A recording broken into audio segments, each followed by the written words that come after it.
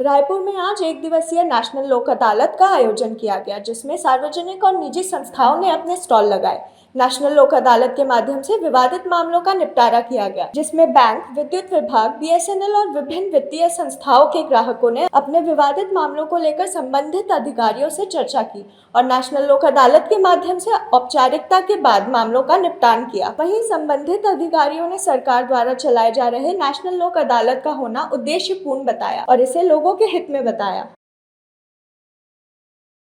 Bureau report, news plus 21।